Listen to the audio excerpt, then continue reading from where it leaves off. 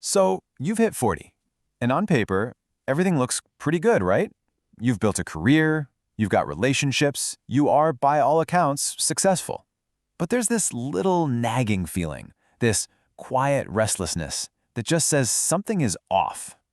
Well, let's dive into that, because if you're feeling this way, you're actually in the middle of one of the most documented and surprisingly normal phases of life. Okay, first things first, you are absolutely not alone.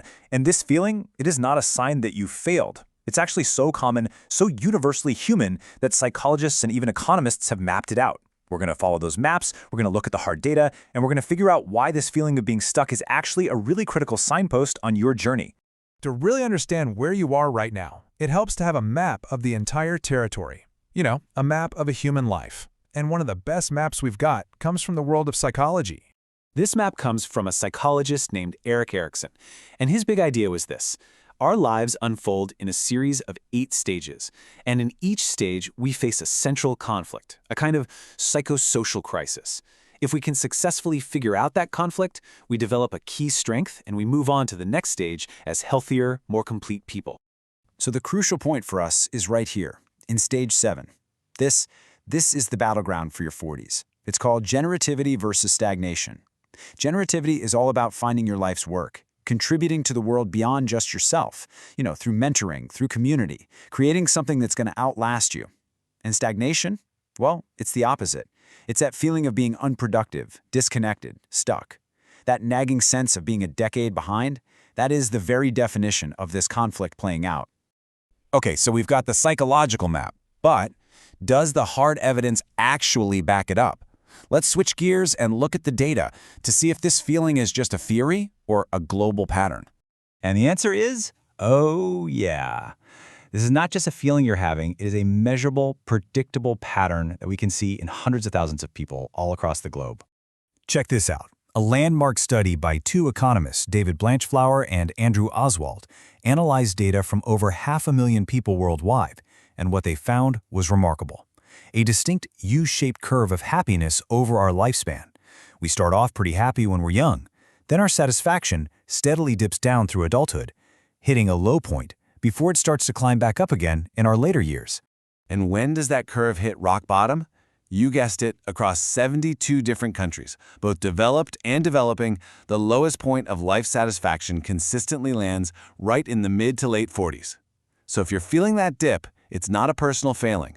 The data shows it's a predictable part of being human. So, we have the psychological framework and we have the data to back it all up. And this brings us to that famous and, let's be honest, often misunderstood term, the midlife crisis. Now, let's clear up a common myth right away. You might hear people talk about a male menopause, but as the NHS points out, that's a really misleading label. This dip in well-being isn't caused by a sudden drop in hormones. The real midlife crisis is overwhelmingly a psychological thing, driven by a deep reevaluation of, well, everything. Which begs the question, what's the trigger? Why does this intense reevaluation happen with such force right around 40? What's the perfect storm that's brewing? Well, it's usually a convergence of a bunch of factors hitting at once. All of a sudden, mortality doesn't feel so abstract anymore.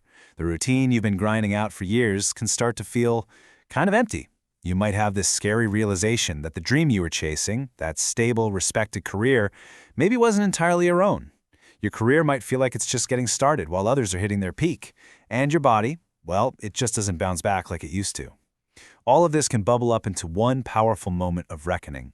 But here is the most important part of this whole thing.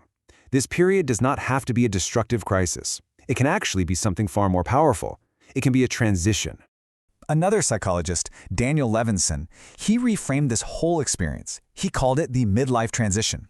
He didn't see it as a breakdown, but as a necessary developmental bridge between your early adulthood and the next, much richer phase of your life. Levinson basically laid out 3 core tasks for this transition. First, you have to consciously close the chapter on early adulthood, letting go of some of those youthful ideas and pressures. Second, you start to explore and define what middle adulthood is actually going to mean for you. And third, you actively deal with the stuff in your life that's causing friction, the external conflicts and the internal battles that are making you feel so stuck. So the real takeaway is this. The restlessness you're feeling isn't just about feeling a decade behind or questioning your past choices. It's your psyche's way of screaming at you that it's time to build the next, more authentic chapter. It's a call to move from just living to living with real purpose. Think of it this way. The first 40 years of your life, that was the first draft. It was about gathering experience, meeting expectations, learning all the rules. But now you get to be the editor. You get to decide what stays, what goes, and how the rest of your story unfolds. So the real question isn't about the time you think you've lost, it's about what you're going to do with the pen that's now in your hand.